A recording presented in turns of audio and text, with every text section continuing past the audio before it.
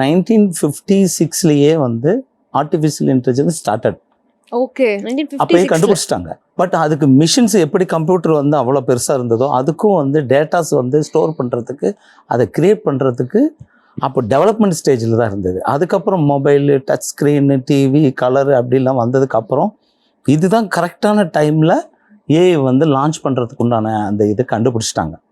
இப்போ mobile recharge பண்ணுற மாதிரி ஒரு இமேஜையோ இல்லை உங்களுக்கு வந்து ஒரு வீடியோவே உங்களுக்கு கிரியேட் பண்ணணும்னா நீங்கள் கேமரா எடுத்து ஷூட் பண்ண வேண்டாம், யாரையும் நடிக்க வைக்க வேண்டாம், யாரையும் பேச வைக்க வேண்டாம், உங்களை டைரக்ட் பண்ண வேண்டாம். இப்போ கேமரா திருப்பணும்னா அதை திருப்பும். இது எல்லாமே வந்து ஏஐ உங்களுக்கு ஜென்ரேட் பண்ணி கொடுத்துடும்.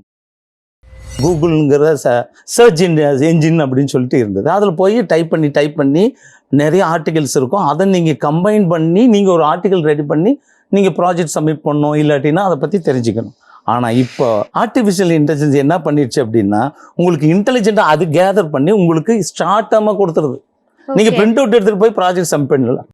படங்கள் வந்து எனக்கு இது கொடு அது கொடு அப்படின்னு சொல்லிட்டு கதையை அரைச்ச ஏஐ கிட்ட கேட்டு கதை பண்ணி ஃபுல் ஸ்கிரிப்ட் ரெடி பண்ணி கொண்டு போய் ஒரு ப்ரொடியூசருக்கு கொடுத்து ஷூட்டிங் பண்ணிட்டாங்கன்னு வச்சுக்கோங்க. ஷூட்டிங்கும் பண்ணி அது எல்லாம் முடிஞ்சு அந்த படத்தையும் ரிலீஸ் பண்ணிட்டாங்கன்னு வச்சுக்கோங்க. ஃப்யூச்சரில் வர்ற ஜென்ரேஷனு அந்த படம் இந்த ஸ்கிரிப்டை பற்றி நெக்ஸ்ட் ஜென்ரேஷன் வந்து இந்த படம் எப்படி ஸ்கிரிப்ட் பண்ணது, யார் பண்ணது அப்படின்னு கேட்டால் அது நான் ChatGPT பண்ணேன்னு சொல்லும். ஓகே. அதுவே உங்களை காட்டி கொடுத்துரும். அப்போது உங்களுடைய ஸ்கிரிப்ட் இனிமேலும் ஒரிஜினலாக இருக்கணும், உங்களுடைய கிரியேட்டிவ் ஒரிஜினலாக இருக்கணும். நீங்கள் ஆர்டிஃபிஷியல் கிட்ட போய் எனக்கு இதை கூட அதை கூடன்னு கேட்கக்கூடாது. உங்களுடைய பர்சனல் டேட்டாஸை ஃபீட் பண்ணக்கூடாது. வணக்கம் சார். வணக்கம். எப்படி இருக்கீங்க? நல்லா இருக்கேன் சார். ரீசெண்டாக வந்துட்டு உங்களோட ஏஐ ஒர்க்கில் ஒரு ஷார்ட் ஃபிலிம் நாங்கள் பார்த்தோம், எலிஸ் அப்படின்ட்டு. ஸோ அதை கிரியேட் பண்ண எக்ஸ்பீரியன்ஸ் உங்களுக்கு எப்படி இருந்துச்சு? எப்படி உங்களுக்கு அந்த ஐடியா நம்ம பண்ணணும் பட் ரொம்ப ரியலிஸ்டிக்காக இருந்தது சார்? அப்படிங்களா, ரொம்ப தேங்க்யூ. அது வந்து இப்போ ரீசெண்டாக வந்து ஆர்டிஃபிஷியல் இன்டெலிஜென்ஸ் சொல்லிட்டு இப்போ ஆர்டிஃபிஷியல் இன்டெலிஜென்ஸ் முன்னாடியே இருக்குது, கம்ப்யூட்டர் வந்த காலத்துலேருந்தே ஸ்டார்ட் ஆகிடுச்சு. பட் அது வந்து 1956லயே வந்து ஆர்டிஃபிஷியல் இன்டெலிஜென்ஸ் ஸ்டார்டட். ஓகே. அப்பயே கண்டுபிடிச்சிட்டாங்க. பட் அதுக்கு மிஷின்ஸ் எப்படி கம்ப்யூட்டர் வந்து அவ்வளோ பெருசாக இருந்ததோ அதுக்கும் வந்து டேட்டாஸ் வந்து ஸ்டோர் பண்ணுறதுக்கு அதை கிரியேட் பண்ணுறதுக்கு அப்போ டெவலப்மெண்ட் ஸ்டேஜில் தான் இருந்தது. அதுக்கப்புறம் mobile, touch screen, TV, colour அப்படிலாம் வந்ததுக்கப்புறம் இதுதான் கரெக்டான டைமில் ஏஐ வந்து லான்ச் பண்ணுறதுக்கு உண்டான அந்த இது கண்டுபிடிச்சிட்டாங்க. விச் இஸ் லைக் இப்போ இது வந்து ஒரு 4 வருஷமாக நான் இதில் R&Dயில் தான் இருந்தேன், ஃபுல் R&D. ஏஐ வந்துருச்சு. பட் வில் ஸ்மித் வந்து ஃபர்ஸ்ட்டு ஒரு ஸ்னக்கி சாப்பிட்ற மாதிரி இது பண்ணிடு. அது சாப்பிடும்போது அதுதான் ஃபஸ்ட்டு ஒரு ஏஐ வீடியோ கிரியேட் பண்ணாங்க. Which is started almost like 7 years before. 2021லயே அப்போ ஸ்டார்ட் பண்ணாங்க. பட் அது கரெக்டாக வரல. அதுக்கப்புறம் கரெக்ட் பண்ணதுக்கப்புறம் அது வில் ஸ்மித் கரெக்டாக நேச்சுரலாக சாப்பிட்ற மாதிரி வந்துருச்சு. அதுக்கப்புறம் keep on R&D, full and full ஃபாரினில் இதை ஃபுல் அண்ட் பேக் எண்டில் R&D பண்ண கரெக்டான ஆர்டிஃபிஷியல் இன்டெலிஜென்ஸ் வந்துருச்சு. இப்போ அவங்க வந்து இப்போ மொபைல் ரீசார்ஜ் பண்ணுற மாதிரி ஒரு இமேஜையோ இல்லை உங்களுக்கு வந்து ஒரு வீடியோவே உங்களுக்கு கிரியேட் பண்ணணும்னா நீங்கள் கேமரா எடுத்து ஷூட் பண்ண வேண்டாம், யாரையும் நடிக்க வைக்க வேண்டாம், யாரையும் பேச வைக்க வேண்டாம், உங்களை டைரக்ட் பண்ண வேண்டாம். இப்போ கேமரா திருப்பணும்னா அதை திருப்பும். இது எல்லாமே வந்து ஏஐ உங்களுக்கு ஜென்ரேட் பண்ணி கொடுத்துடும். ஓகே. அப்படிங்கிறது தான் இந்த லேட்டஸ்ட் டெக்னாலஜியோடைய ஹைலைட். இப்போது இது வந்து எப்படி நம்ம ஏஐ இப்போ வந்து என்ன பண்ணியிருக்கோம் அப்படின்னா ChatGPT அப்படிங்கிற அந்த ஒரு ஃபார்மேட்டில் ஒரு ப்ராம்ப்ட் செக்ஷனில் இருக்குது. தட் மீன்ஸ் 2021 வரைக்கும் இது வரைக்கும் என்னென்ன டேட்டாஸ் எல்லாம் இருந்து நம்ம புக்ஸ் எல்லாம் எழுதியிருக்கோம், அதில் நிறைய இன்டர்வியூஸ் நிறைய பேர் கொடுத்துருப்பாங்க, ஆடியோஸ்லாம் நம்ம நெட்டில் ஏற்றிருப்போம். இது எல்லாமே ரெக்கார்ட் ஆகி டிஜிட்டைஸ் ஆகிடுச்சு. அந்த 1956 அதுக்கு முன்னாடி இருக்கிற ஃபோட்டோஸ் ரெக்கார்ட்ஸ் எல்லாமே வந்து டிஜிட்டைஸ் ஆகி அது கம்ப்யூட்டரை ஒரு ஹப்பில் வந்து ரெக்கார்ட் பண்ணிட்டாங்க. அது நெட்டுங்கிற ஒரு ஹப்பில் ரெக்கார்ட் பண்ணிட்டாங்க. இப்போ நீங்கள் ஏதாவது டைப் பண்ணோம் அப்படின்னா நீங்கள் யாருக்கிட்டையும் போய் நீங்கள் எதையும் கேட்க வேண்டாம், இது பற்றி என்ன அப்படின்னு நீங்கள் கேட்க வேண்டாம். நீங்கள் இது என்ன அப்படின்னு நீங்கள் டைப் பண்ணால் போதும், அது உங்ககிட்ட பேசும். It will talk to you. நீங்கள் எப்படி கேட்க போகிறீங்க? Hi ChatGPT, this is me, I am so and so, நான் இதை பண்ணிட்டுருக்கேன், எனக்கு வந்து இப்போ ஒரு டவுட் இருக்குது, இந்த டவுட்டு இது என்ன அப்படின்னு சொல்லி நீங்கள் கேட்டிங்கன்னா ஹாய் அப்படின்னு சொல்லி அதுவே உங்கள் பேரை சொல்லிட்டு நான் உனக்கு கிளியர் பண்ணி தர்றேன் அப்படின்னு. இது என்ன அப்படின்னா அதுவே எல்லா டெக்ஸ்ட்டும் கொடுத்துரும். அப்போது இந்த டெக்ஸ்ட் என்ன ஆகுது அப்படின்னு கேட்டிங்கன்னா உங்களுக்கு ஷார்ட்டானா நீங்கள் போய் முதல்ல நம்ம என்ன தெரிஞ்சுட்டு இருந்தோம், நெட்டு வரும்போது கூகுளுங்கிற சர்ச் என்ஜின் அப்படின்னு சொல்லிட்டு இருந்தது. அதில் போய் டைப் பண்ணி நிறைய ஆர்டிகல்ஸ் இருக்கும். அதை நீங்கள் கம்பைன் பண்ணி நீங்கள் ஒரு ஆர்டிகல் ரெடி பண்ணி நீங்கள் ப்ராஜெக்ட் சப்மிட் பண்ணணும், இல்லாட்டினா அதை பற்றி தெரிஞ்சுக்கணும். ஆனால் இப்போ ஆர்டிஃபிஷியல் இன்டெலிஜென்ஸ் என்ன பண்ணிடுச்சு அப்படின்னா, உங்களுக்கு இன்டெலிஜென்ட்டாக அது கேதர் பண்ணி உங்களுக்கு ஷார்ட்டாக கொடுத்துருது. நீங்கள் பிரிண்ட் அவுட் எடுத்துகிட்டு போய் ப்ராஜெக்ட் சப்மிட் பண்ணலாம். நீங்கள் ஆர்என்டி பண்ணி நீங்கள் ரிசர்ச் பண்ண வேண்டாம். இது வந்து ChatGPT-யோடைய இது. ஓகே. அண்ட் சார் இப்போ வந்துட்டு நீங்க சொன்னீங்க பேசும்போது, இப்போ ஒரு வீடியோ ஷூட் பண்ணணும்னா டைரக்டர் வேண்டாம், ஆக்டர் வேண்டாம், யாரும் பேச வேண்டாம், அதுவாகவே உங்களுக்கு கிரியேட் பண்ணி கொடுத்துரும். அப்படின்னா சினிமாவோட நிலைமை இன்னும் ஒரு 10 இயர்ஸ்க்கு அப்புறமா இந்த ஏஐனால எப்படி இருக்கும்? அதுதான் இப்போ என்னன்னு கேட்டிங்கன்னா, இப்போ இப்போ இருக்கிற சைபர் அப்படிங்கிற ஒரு இது இருக்கு இல்லைங்களா, சைபர் செல்லுன்னு ஒன்று இருக்குது. என்ன அப்படின்னா, ஒரு வாட்ஸ்அப்பில் ஒரு மெசேஜோ ஒரு ஃபோட்டோவோ உங்கள் செல்ஃபியோ எடுத்து வேறு யாராச்சும் டீமார்ஃபிங் பண்ணி ஒரு லேடிஸையோ ஒரு யங் உமனையோ மிஸ்யூஸ் பண்ணுறதுக்கு வாய்ப்பு இருக்குது. அதுக்கு ஒரு சைபர் செல்லில் இப்போ ஒரு லா வந்திருக்கு. அந்த மாதிரி ஏஐக்குன்னு இனிமேல் ஒரு லா வரும் புதுசாக. எப்படின்னு கேட்டிங்கன்னா, இப்போ நம்ம இன்டர்வியூ பண்ணிவிட்டு இப்போ என்கிட்ட கேள்வி கேட்டுறீங்க, நான் இந்த மாதிரி ஒரு ஃபிசிக்கில் இருக்கேன், இந்த ஹைட்டில் இருக்கேன், இந்த மாதிரி ஸ்கின் டோனில் இருப்பேன் சொல்லி நான் ஒரு விஷயத்தை க்ரியேட் பண்ணி நான் அந்த வீடியோவை நான் ஏகிட்ட கேட்டேன்னா எக்ஸாக்டாக நம்மளை இப்போ அப்படியே கொடுத்துரும். That is more important. இந்த ஏஐயோடைய டெக்னாலஜியோடைய க்ரோத்து ட்ரெமெண்டஸ். இனி ஒரு 10 இயர்ஸ் கழித்து நீங்கள் பார்க்கும்போது இந்த கேமரா நீங்கள் வந்து இங்கே போய் ஷூட் பண்ணோம், இப்போ ஒரு மலை பிரதேசம் அங்கே போய் ஷூட் பண்ணோம், அது ரொம்ப ஹார்டாக இருக்கும், கேமரா தூக்கிட்டு போகணும், நடிகர்கள்லாம் கூப்பிட்டு போய் இது பண்ணணும், அந்த விஷயம் வராது. இப்போவே ஆல்மோஸ்ட் லைக் 90 to 95% ரீச் ஆயிடுச்சு. அந்த அச்சீவ்மெண்ட்டு ஏஐ கொடுத்துருச்சு அந்த வீடியோவை கிரியேஷன் பண்ணி கொடுக்கறதுல. அப்போ சினிமா எப்படி இருக்கும் பாருங்க. பட் ஆக்சுவலா இது வந்து ஏகப்பட்ட விஷயங்கள்ல பாசிட்டிவ் தான். பட் எங்க எல்லாருக்குமே வேலை போயிடுமே சார். 10 வருஷம் கழிச்சு எல்லாமே ஆர்டிஃபிஷியல் இன்டெலிஜென்ஸே பண்றதுன்னா அப்ப ஆங்கரிங்கும் வந்து ஏஏ பண்ணிடும், ஆக்டிங்கும் ஏஏ பண்ணிடும், எல்லா ஒர்க்கும் ஏஐ, டைரக்ஷன், சினிமோட்டோகிராஃபி எல்லாமே I mean full and full computerise ஆயிடும். அப்ப எங்க எல்லாருக்கும் வேலைக்கு நாங்க எங்க போறது? சினிமாவை பொறுத்த வரைக்கும் நம்மளுக்கு 64 கிராஃப்ட் இருக்கு ஃபில்ம் இண்டஸ்ட்ரியில. அதுல வந்து கேமரா அசிஸ்டன்ட், கேமராமேனு, இந்த மாதிரி ஒவ்வொருத்தரும் டைரக்டர் அசிஸ்டன்ட்னு இந்த மாதிரி ஒவ்வொரு கிராஃப்ட் இருக்குது, டெக்னாலஜியும் இருக்குது. இந்த டெக்னாலஜிக்கு தகுந்த மாதிரி நாம் முதல்ல எப்படி இருந்தோங்க, நம்ம வந்து ட்ராமா போட்டிருந்தோம், அப்புறம் ஃபிலிம் வந்துச்சு, அப்புறம் கலர் வந்துச்சு, அதுக்கப்புறம் டிவி வந்தது, டிவி வந்ததுக்கப்புறம் கம்ப்யூட்டர் வந்துச்சு, அப்புறம் மொபைல் வந்துச்சு, அப்புறம் டச் ஸ்க்ரீன் வந்துடுச்சு. இப்போ நம்ம மொபைல்லையே வந்து வீடியோ எல்லாம் ஷூட் பண்ணி யூடியூப்பில் போடுறோமா.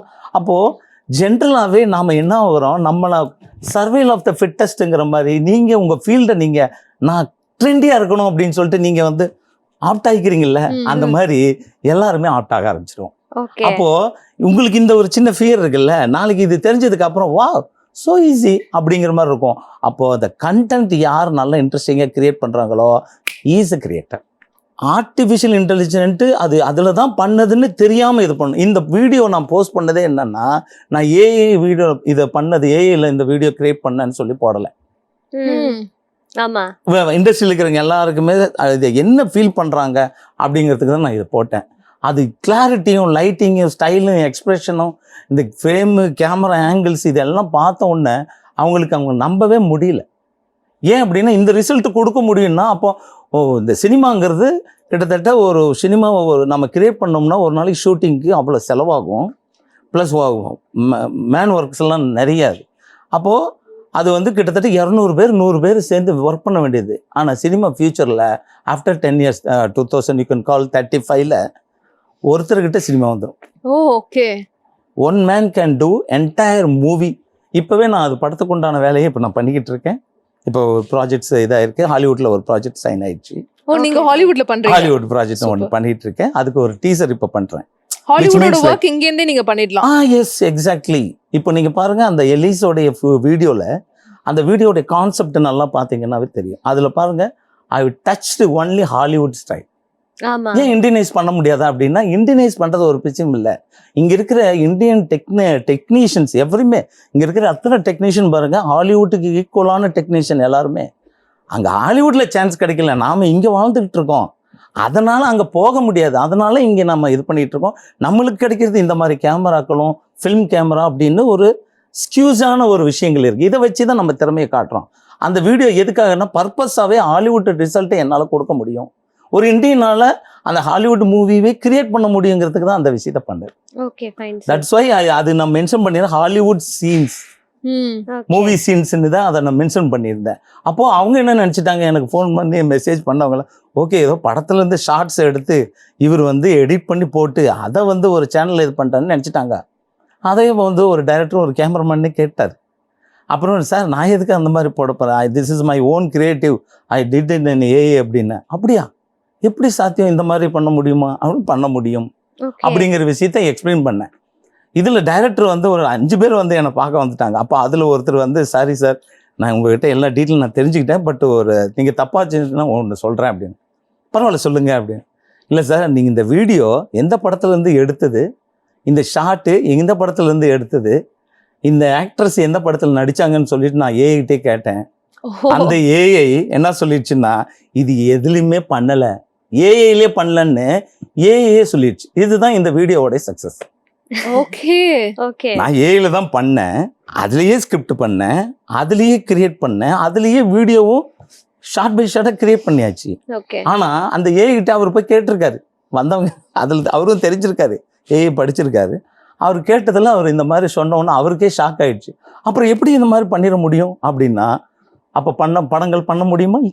கண்டிப்பா சார். அப்போ அதோடைய ராயல்ட்டி ஓனர் யாரு? நீங்கள் தானே. யார் கிரியேட் பண்ணீங்களோ நீங்கள் தானே. அப்போ ஏஏவே அதுவே இன்டெலிஜென்ட், நாம ஹியூமன் இன்டெலிஜென்ட், அது வந்து ஆர்டிஃபிஷியல் இன்டெலிஜென்ட். அப்போ ஆர்டிஃபிஷியல் இன்டெலிஜென்ட்டையே நீங்கள் இன்டெலிஜென்ட்டாக டீல் பண்ணணும். Okay fine sir. அப்போதானே அது வந்து இதாகும். ஃபார் எக்ஸாம்பிள் நீங்கள் எடுத்துக்கங்களேன், இப்போது யாராச்சும் சேட் ஜிபிடியோ இல்லை படங்கள் வந்து எனக்கு இது கொடு அது கொடு அப்படின்னு சொல்லிட்டு கதையை யாராச்சும் ஏஐ கிட்ட கேட்டு கதை பண்ணி ஃபுல் ஸ்கிரிப்ட் ரெடி பண்ணி கொண்டு போய் ஒரு ப்ரொடியூசருக்கு கொடுத்து ஷூட்டிங் பண்ணிட்டாங்கன்னு வச்சுக்கோங்க. ஷூட்டிங்கும் பண்ணி அது எல்லாம் முடிஞ்சு அந்த படத்தையும் ரிலீஸ் பண்ணிட்டாங்கன்னு வச்சுக்கோங்க. ஃப்யூச்சரில் வர்ற ஜென்ரேஷனு அந்த படம் இந்த ஸ்கிரிப்டை பற்றி நெக்ஸ்ட் ஜென்ரேஷன் வந்து இந்த படம் எப்படி ஸ்கிரிப்ட் பண்ணது, யார் பண்ணது அப்படின்னு கேட்டால் அது நான் சேட் ஜிபிடி பண்ணேன்னு சொல்லும். ஓகே, நான் சொல்றது உங்களுக்கு புரிஞ்சுதா? புரிஞ்சது சார். அப்போ நீங்க அங்கிருந்து பண்ணதை அதுவே உங்களை காட்டி கொடுத்துரும். அப்போ உங்களுடைய ஸ்கிரிப்ட் இனிமேலும் ஒரிஜினலா இருக்கணும், உங்களுடைய கிரியேட்டிவ் ஒரிஜினலா இருக்கணும். நீங்க ஆர்டிஃபிஷியல் கிட்ட போய் எனக்கு இதை கூட அதை கூடன்னு கேட்கக்கூடாது, உங்களுடைய பர்சனல் டேட்டாஸை ஃபீட் பண்ணக்கூடாது. ஸோ இந்த மாதிரி ரியலிஸ்டிக்கான ஒரு வீடியோ வந்துட்டு கிரியேட் பண்றீங்க அப்படின்னா இதுக்கு எந்தெந்த மாதிரியான சாஃப்ட்வேர்ஸ், எந்தெந்த மாதிரியான டூல்ஸ், என்னென்னலாம் தேவைப்படுது சார்? இது வந்து மொரல்ஸ் ஆக்சுவலி ஒரு small computer is more then enough. ஆனால் அது வந்து கிராஃபிக்கல் இருக்கிற ஒரு ஹையண்டான கம்ப்யூட்டர் தேவைப்படுது. ஒரு என்டையர் மூவி கிரியேட் பண்ணோம்னா மொரல்ஸ் எனக்கு தெரிஞ்சு 12 lakhsலேருந்து 25 lakhs வரைக்கும் ஒரு சிஸ்டம் கான்ஃபிகரேஷன் தேவை. இல்லை அப்படின்னா அந்த கிராஃபிக் கார்டு வந்து பர்ன் ஆகிடும். ஏன்னா அந்த மூவியோடைய அந்த கிரியேஷனுக்கு அது ஹார்ட் ஒர்க்கு பண்ணுது. இப்போ லேட்டஸ்ட் டெக்னாலஜி லாஸ்ட் வீக்கோடைய ட்ரெண்ட் என்ன அப்படின்னா, அந்த கிராஃபிக் கார்டு ஏஐக்கே கிரியேட் பண்ணுறதுக்காகவே ஒன்று இப்போ ரெடி பண்ணிகிட்டு இருக்காங்க. இட் கேன் பி லான்ச்டு இனி ஒரு 3 to இல்லாட்டினா இந்த எண்டு இயர்க்குள்ளே அந்த லான்ச் பண்ணுறதுக்கு வாய்ப்பு இருக்குது. அதை சொல்லியிருக்காங்க. என்விடியா அப்படிங்கிறது தான் அந்த கிராஃபிக்கோடைய வேர்ல்டுலேயே number 1 technical graphic card company. அவங்க வந்து இதை புதுசாக கிரியேட் பண்ணுறாங்க ஏஐக்காகவே. தட் மீன்ஸ் எல்லாருமே இந்த கிராஃபிக் கார்டை வச்சுட்டு அதுக்கு ஏஐக்கு வீடியோ கிரியேட் பண்ணுறதுக்கும் இமேஜ் கிரியேட் பண்ணுறதுக்கும் ட்ரை பண்ணிட்டு இருக்கோம். பட் அது வந்து ரொம்ப ஸ்ட்ரகிள். பிகாஸ் ஒரு வீடியோ கிரியேட் பண்ணுறதுக்கு இட் டேக்ஸ் மோர் டைம். அந்த டைமை வந்து இப்போ எல்லாரும் ஸ்ட்ரகிள் பண்ணுறாங்க அப்படின்னு சொல்லிட்டு அந்த கிராஃபிக் கார்டு கம்பெனி தெரிஞ்சுக்கிட்டாங்க. இப்போ அவங்க வந்து இதுக்காகவே ஏஐக்காகவே ஸ்பெஷலைஸ்டாக அவங்க கிராஃபிக் கார்டை ரெடி பண்ணிட்டு இருக்காங்க. அது வந்துருச்சு அப்படின்னா அவுட்புட் எல்லாம் டக்குன்னு வந்துடும். ஓகே, தட் மீன்ஸ் லைக் இந்த மினிட்ஸ்க்குள்ள உங்களுக்கு ஷார்ட் வந்துடும். ஓகே. ஆக்சுவலா இப்ப நம்ம வந்து நம்மளோட ஃபேவரட் ஆக்டர் விஜய் வந்து இப்ப வந்து மூவிஸ் எல்லாம் குவிட் பண்ண போறாரு. இப்ப ஒரு ஃபைனல் மூவி ஆஸ் an ஆக்டரா நடிச்சிட்டு இருக்காருல்ல. இப்ப ஏஐ மூலியமா திருப்பி வந்து அவர் நடிக்கிறத வந்து எங்களால பார்க்க முடியுமா? பண்ணலாமே. அப்படியே ரியலிஸ்டிக்கா இருக்குமா? அப்படியே நடிக்கிற மாதிரி இருக்குமா? இன் ரியல்ல இருக்கிற மாதிரி ரியலிஸ்டிக்கா. இப்ப வந்து அந்த மாதிரி ஒரு ஆர்டிஸ்ட வச்சு நம்ம இப்ப பண்ணும்போது கொஞ்சம் ஏன் அப்படின்னா, நீங்க அந்த ஹீரோ விஜய், தமிழ்நாடு ஹீரோ விஜய், தளபதி விஜய் அப்படின்னு நீங்க போட்டீங்கன்னா அது டேட்டாஸ் எடுத்துக்குது. அந்த டேட்டாஸ் எடுத்துட்டு உங்களுக்கு அவுட்புட் கொடுக்கும்போது ரியாலிட்டி கொஞ்சம் கம்மி பண்ணி கொடுக்குது. ஏன் அப்படின்னா இஸ் அ நோன் பர்சன் அப்படிங்கிற ஒரு விஷயம் ஆல் ஓவர் த வேர்ல்டு அவர் தெரியும். அவர் பெரிய ஸ்டார், அவர் நம்பர் 1 ஸ்டாரு. அவர் குட் பண்ணாலும் சரி டேட்டாஸ் ஆல்ரெடி அவர் ஆக்ட் பண்ண மூவி எல்லாம் ஸ்டோர் ஆகினதுனால அது வந்து உங்களுக்கு அப்படி ரிசல்ட் கொடுக்குது. உங்களுக்கு நெக்ஸ்ட் 2 yearsல ஹை எண்டான ஒரு இது பண்ணிட்டு அவர் கடைசியில் பார்த்தீங்கன்னா அவரே வந்து நடிக்கிறதுக்கு வாய்ப்பு, அவர் நடிக்காட்டினாலும் விஜய் மறுபடியும் விஜய் படங்களை கொண்டு வர முடியும். Okay fine okay sir. Full 100% realistic. 100% realistic. அவரே அமேஸ் ஆயிடுவார். அப்போ அப்படி நான் நடிச்ச மாதிரியே இருக்குதே அப்படின்னு. அப்போ அந்த மாதிரி படங்கள் எடுக்கணும் அப்படிங்கிற மாதிரி விஷயங்கள் வரும்போது அது விஜய் சார் தான் டிசைட் பண்ணும். அவருடைய ஆத்தரைஸ்டு இல்லாமல் அதை பண்ணக்கூடாது. அதுக்கு தான் நான் சொன்னேன், இந்த ஏஐயோடைய டெக்னாலஜிக்கு தனியாக ஒரு லாவே இனிமேல் கிரியேட் பண்ணுவாங்க, ஒரு சட்டமே போட ஆரம்பிச்சிடுவாங்க. அப்படின்னா இவங்களுடைய ஆர்டிஸ்டோடைய இமேஜையோ இல்லை வீடியோவையோ நீங்கள் மிஸ்யூஸ் பண்ணி ஏஐயில் கிரியேட் பண்ணக்கூடாது அப்படிங்கிற ஒரு சட்டம் இனிமேல் வர்றதுக்கு வாய்ப்பு இருக்குது. இப்போ சைபர் செல்லுக்கு வந்த மாதிரி செல்ஃபோனுக்கு உங்களுக்கு மெசேஜ் இந்த மாதிரிலாம் ஒரு ரெஸ்ட்ரிக்ஷன் இருக்கு இல்லைங்களா, அந்த மாதிரி இந்த ரெஸ்ட்ரிக்ஷன் இனிமேல் வர்றதுக்கு வாய்ப்பு உண்டு. Okay fine sir. For example இப்போ ஒரு படம் வந்துட்டு 2.5 hours வந்துட்டு கிரியேட் பண்ணும் ஏஐல அப்படின்னா அதுக்கு எவ்வளோ நேரம் தேவைப்படும் அண்ட் எவ்வளோ மேன் பவர் வந்து தேவைப்படும் சார்? மேன் பவர் இஸ் இப்போ நான் பண்ணிட்டு இருக்கேன், 1 man army பண்ணிட்டு இருக்கேன். மேன் பவருங்கிறது இப்போ ஒருத்தர் நான் பண்ணிட்டு இருக்கேன். இப்போ படம் பண்ண முடியுமா அப்படின்னா I can give you within 5 to 6 months ஒரு படத்தை என்னால் கொடுக்க முடியும். ஒரே பர்சனா நான் ஒரு பர்சன் ஃபுல் மூவியை 2 மணி நேரமோ இல்லை 2.5 மணி நேரம் அந்த படத்தை என்னால் கொடுக்க முடியும் வித் கேமரா மூமெண்ட்ஸ். நீங்கள் எந்த ஆர்டிஸ்ட்டை சொல்கிறீங்களோ அந்த ஆர்டிஸ்ட்டை, பட் அந்த ஆர்டிஸ்டோடைய சைனிங் அத்தாரிட்டி வேணும். உங்களுக்கு அது கிரியேட் பண்ண எவ்வளோ நாள் ஆகும் sir? It's 5 to 6 months entire மூவிக்கு. ஓகே. ஆனால் நான் இப்போ வந்து ஒரு 2 to 1 monthக்குள்ளே எடுக்கிறதுக்கு உண்டான டெக்னாலஜிக்கல் கோட்ஸ் எல்லாம் நான் இப்போ நான் கிரியேட் பண்ணிட்டு இருக்கேன். ஓகே. இப்போ 5 to 6 months எடுக்குது. பட்ஜெட் எப்படி இருக்கும்? இப்போ நமக்கு தெரியும் வந்து பிக் பட்ஜெட் மூவிஸ்க்குலாம் வந்து crore கணக்கா ஆகும், ப்ரொடியூசர்ஸ் வந்து ஏகப்பட்ட crores வந்து இன்வெஸ்ட் பண்றாங்க. ரியலிஸ்டிக் மூவிஸ்லாம் நமக்கு தெரியும். ஏஐ மூவிஸ்க்கு எவ்வளோ ஆகும் பட்ஜெட்? இப்போ வந்து இந்த ஏஐ பொறுத்த வரைக்கும் நாட் ஓன்லி ஒன் பிளாட்ஃபார்ம், கிட்டத்தட்ட ஒரு 200க்கும் மேற்பட்ட பிளாட்ஃபார்ம் இருக்குது. அவங்க அதை கிரியேட் பண்ணி வச்சுருக்காங்க. அவங்க அந்த ஒவ்வொரு கிரியேஷனுக்கு அதாவது செகண்டுக்குன்னு ஒரு சார்ஜ் பண்ணுறாங்க. இப்போ மொபைலுக்கு நம்மளுக்கு எப்படி ரீசார்ஜ் பண்ணிட்டு நம்ம பேசுகிறோமோ, இந்த வீடியோவையும் இமேஜையும் நீங்கள் கிரியேட் பண்ணணுன்னா அதுக்கு ஒரு ஸ்லாட் இருக்குது. அதுக்கு நீங்கள் பே பண்ணி தான் யூஸ் பண்ணணும்.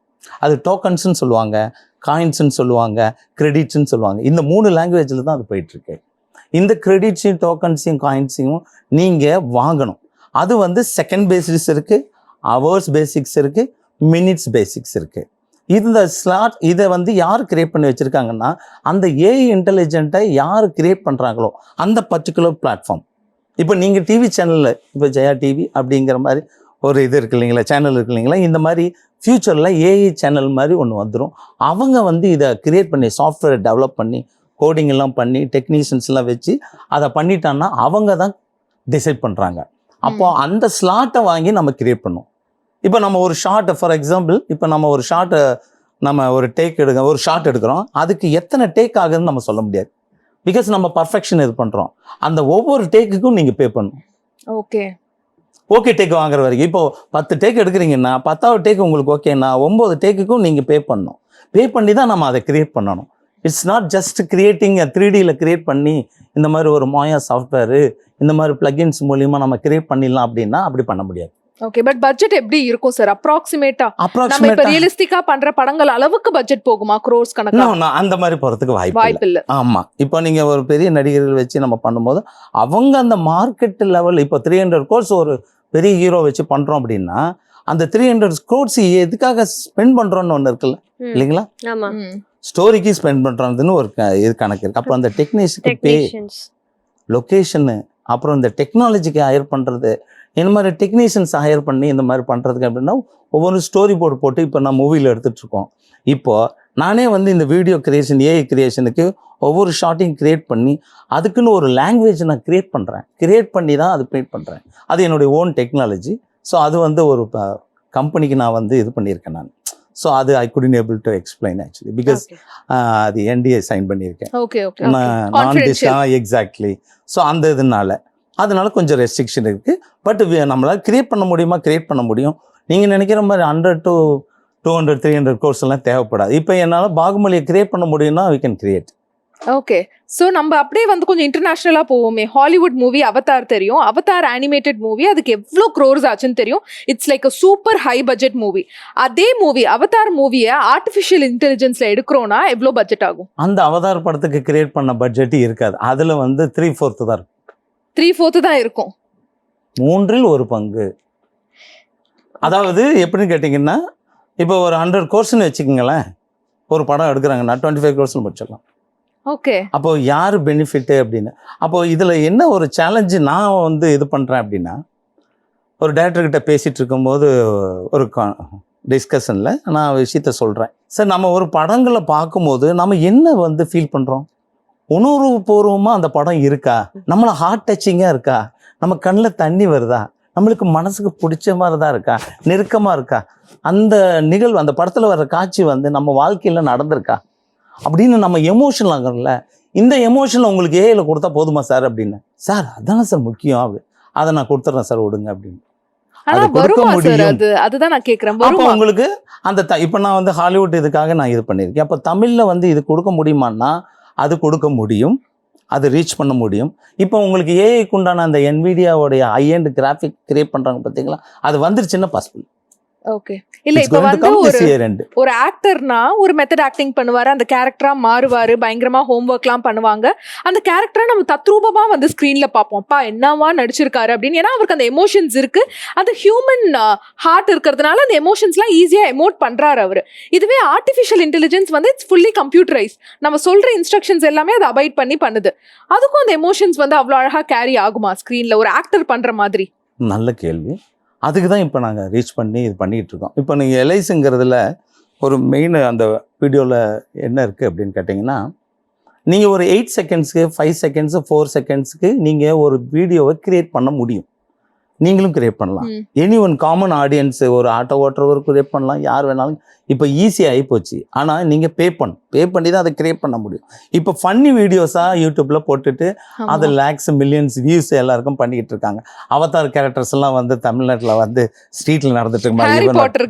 ஹாரி பாட்டர் கேரக்டரு, அப்புறம் அவதார் பேட்மேன்லாம் வந்து ஆட்டோவில் ஓட்டிக்கிட்டு மெட்ராஸ்லாம் சுற்றி காட்டி இவனோட இது தாங்க முடியல அப்படின்னு அந்த ஹல்க் மேனை திட்டுறதெல்லாம் இப்போ பண்ணிக்கிட்டு இருக்காங்க.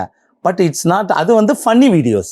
ஆனால் ஒரு படங்கள் சினிமாவில் கொண்டு வரும்போது அந்த டெக்னாலஜியை ஃபிலிம் லாங்குவேஜில் நம்ம எப்படி ஆப்ட் பண்ணிக்கிறோங்கிறது தான் இந்த சினிமாவுடைய ஹைலைட்டான பாயிண்ட். அப்போது இந்த ஹார்ட் ஒர்க்கு அப்படிங்கும்போது உங்களுக்கு ஏஐ வந்ததுனால நிறைய டிபார்ட்மெண்ட்டில் லே ஆஃப் ஆயிடுச்சு. அப்போது ஃபிலிமில் லே ஆஃப் ஆகுமா? ஆகிடும். அப்போது நல்ல கிரியேஷன் வருமா அப்படின்னா வந்துடும், கூடிய சீக்கிரம் வந்துடும்.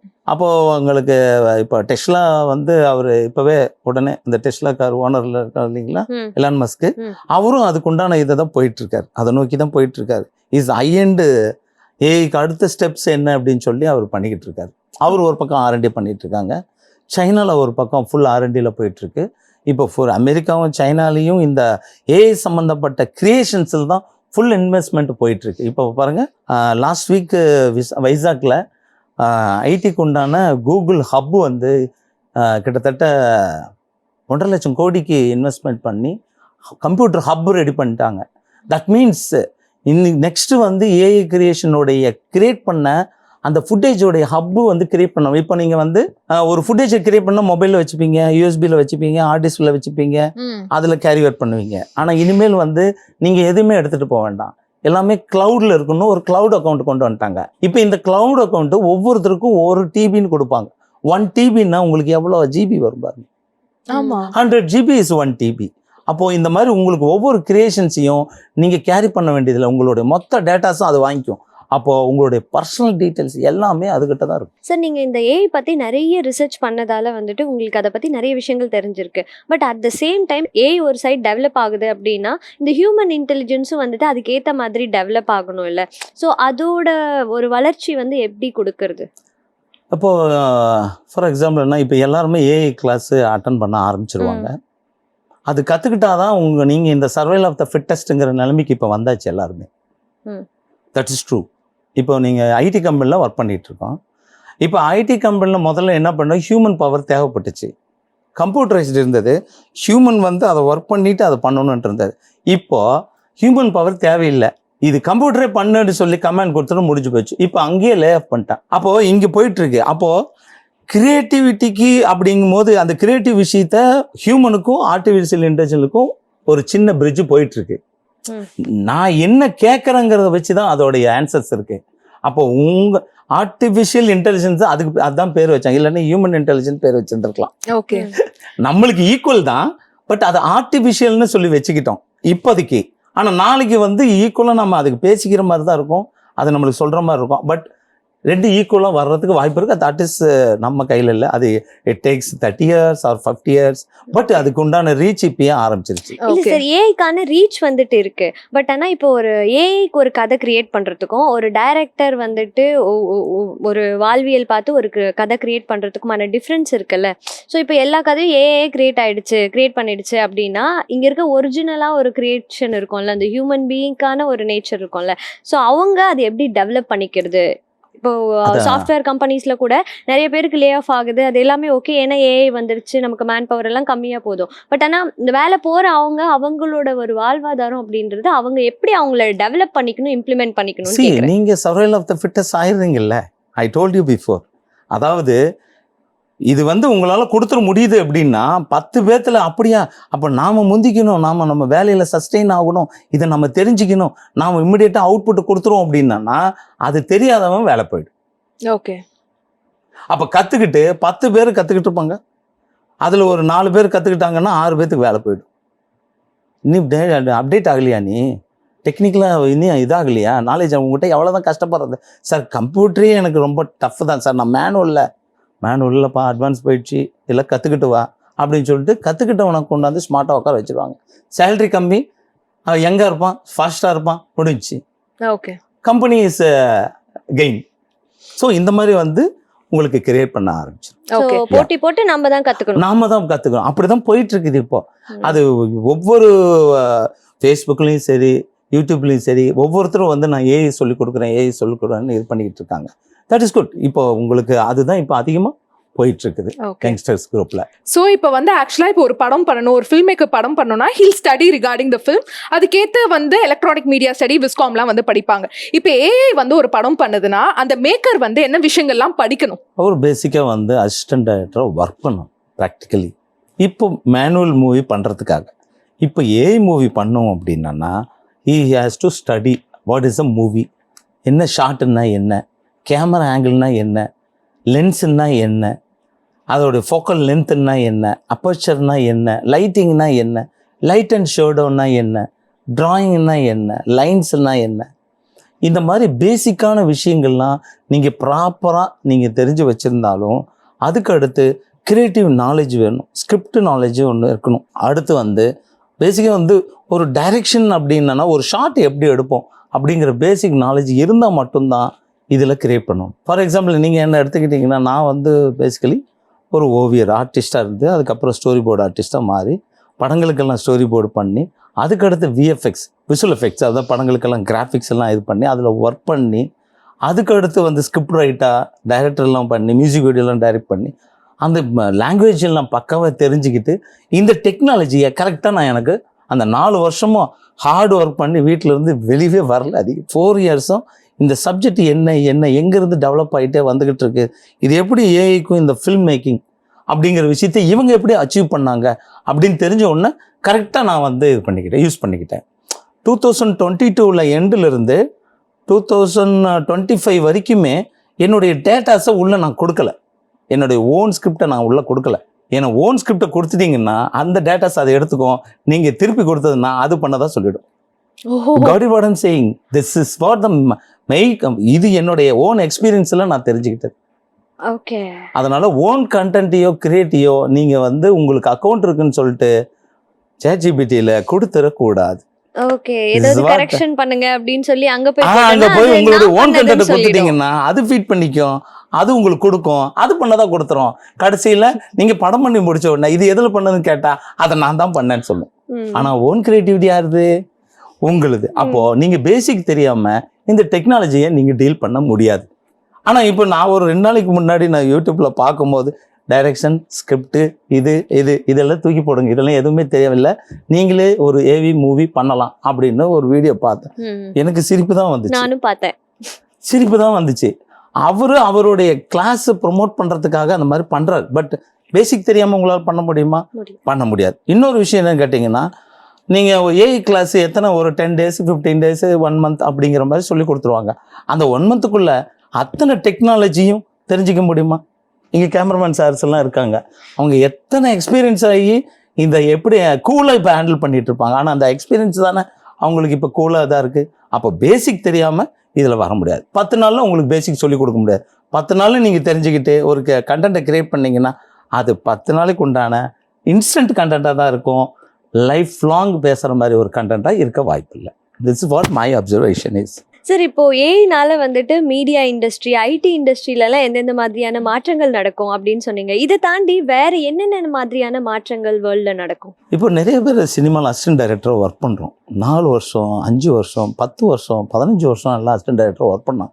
ஆனால் அவங்களுக்கு வாய்ப்பே கிடைக்காது பாருங்க. ஆனால் அவங்களுக்கு கிரியேட்டர் கிடையாது. Very good creators, they have a own talent. நல்ல ஸ்கிரிப்ட் இருக்குது, ஆனால் அந்த ஹீரோவை ரீச் பண்ணாது. காரணம் என்னென்னா உங்களை நீங்கள் மார்க்கெட் பண்ண தெரிஞ்சுக்கணும். கதையை போய் சொன்னால் அந்த கதையை புரிஞ்சிக்கிற ஹீரோ நல்லா புரிஞ்சுக்கிட்டாரோ இல்லை ப்ரொடியூசர் நல்லா புரிஞ்சுக்கிட்டாரோ அந்த படத்தை பண்ண முன் வந்து அந்த படத்தை வெளியிறதுக்கு வாய்ப்பு இருக்குது. நிறைய பேருக்கு அந்த வாய்ப்பு கிடையாது. ஆனால் ஒவ்வொரு அசிஸ்டன்ட் டைரக்டருக்கும் தன்னை போய் அந்த கதையை சொன்ன எப்படி என்னால் விஷுவல் பண்ணி எனக்கு எடுக்க தெரியும், ஆனால் சொல்ல வரலங்கிற ஃபீல் இருக்கும். வேணால் ஸ்கிரிப்ட் தரேன் சார், வேணால் படித்து பார்த்து சொல்லுங்கள் அப்படிம்பாங்க சில பேர். ஆனால் சான்ஸே கிடைக்காம நிறையா பேர் வந்து ஊருக்கெல்லாம் போயிட்டாங்க, வேறு ஃபீல்டுக்கெல்லாம் போயிட்டாங்க. ஆனால் இனிமேல் எந்த அசிஸ்டன்ட் டைரக்டரும் படம் பண்ண முடியலன்னு சொல்லி கஷ்டப்பட வேண்டியதில்லை. அவங்களாம் இனிமேல் படம் பண்ணலாம் ஏஐ மூலியமா. அது ஒரு அட்வான்டேஜும் வந்துருச்சு. அவர் லைஃப்பில் அவருக்கு ஒரு படம் பண்ணிக்கலாம் அப்படிங்கிற திருப்தியும் இருக்கும். ரைட்ஸ், அவருடைய கண்டென்ட் கூட நாளைக்கு நல்ல ப்ராப்ளம் ஆகி அந்த படம் கூட ஏஐல ஹிட் ஆகலாம். சார், உங்களோட பூர்வீகம் அப்படின்னு பார்த்தீங்கன்னா கோயம்புத்தூர். ஸோ அங்கேருந்து உங்களுக்கு எப்படி இந்த சினிமா நாலேஜ் வந்துச்சு? ஒரு ஓவியர், ஸ்டோரி போர்டு ஆர்டிஸ்ட். ஸோ அந்த ஸ்டோரியை பற்றி சொல்லுங்கள் சார்.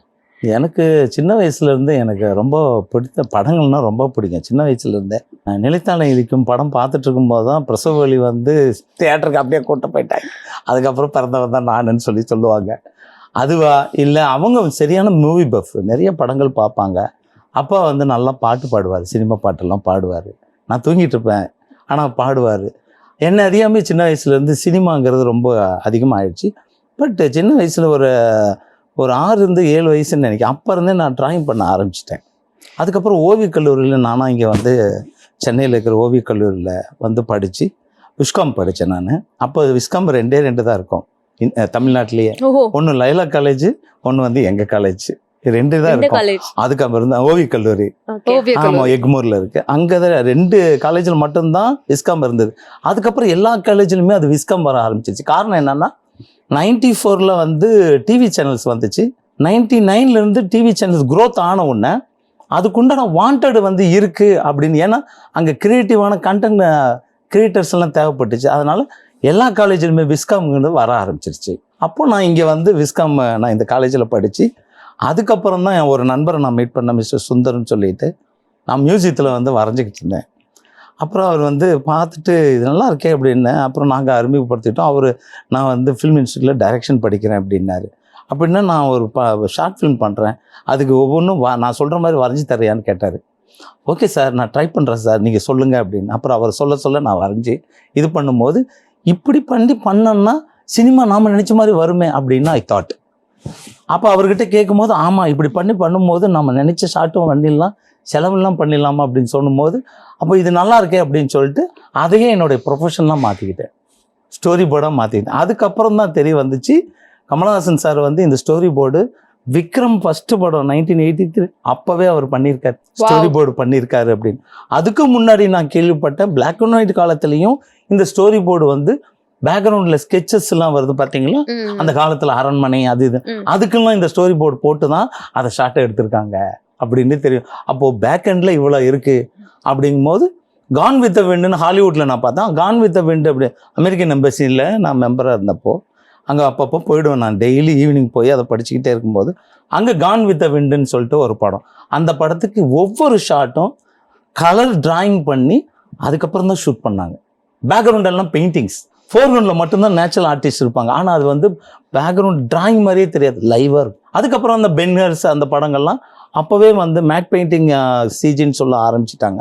அதோடைய இதுதான் இங்கே வந்திருக்கு அப்படின்னு சொல்லி அதை பற்றின ஃபுல் என்ன எண்டெப்த்தாக உள்ளே போனதுக்கப்புறம் அது full and full story board அப்படிங்கிற விஷயத்தில் இருந்தாலும் ஸ்டோரி போர்டு ஆர்டிஸ்டாக படங்களுக்கு ப்ரொஃபஷனலாக இப்பவும் பண்ணிக்கிட்டு இருக்கேன். VFX supervisor also. பிரசாத் விஎஃப்எக்ஸில் விஎஃப்எக்ஸ் சூப்பர்வைசராக இருந்தேன், இப்போ விஎஃப்எக்ஸ் கன்சல்டண்ட்டாகவும் இருக்கேன். ஸோ நான் வந்து படங்கள் அசிஸ்டன்ட் டைரக்டர், அசோசியேட் கோ டைரக்டராக ஒர்க் பண்ணதுனால டைரக்ஷன் சைட்லேயும் நம்மளுக்கு நாலேஜ் இருக்கிறதுனால இந்த ஏஐங்கிறதுக்கு இவ்வளோ எக்ஸ்பீரியன்ஸ் ஆஃப் டேலண்ட்டு அந்த அவுட்புட்டு நான் எடுக்கிறதுக்கு காரணமாக அமைஞ்சுது. So thank you so much sir. இவ்வளோ ரொம்ப நேரம் உங்கள் நன்றி. டைம் வந்து எங்கள் கூட ஸ்பெண்ட் பண்ணி ஏஐ சம்மந்தப்பட்டு நிறைய விஷயங்கள் எங்கள் கூட ஷேர் பண்ணிக்கிட்டீங்க. Thank you so much for coming. Thank you. Thank you.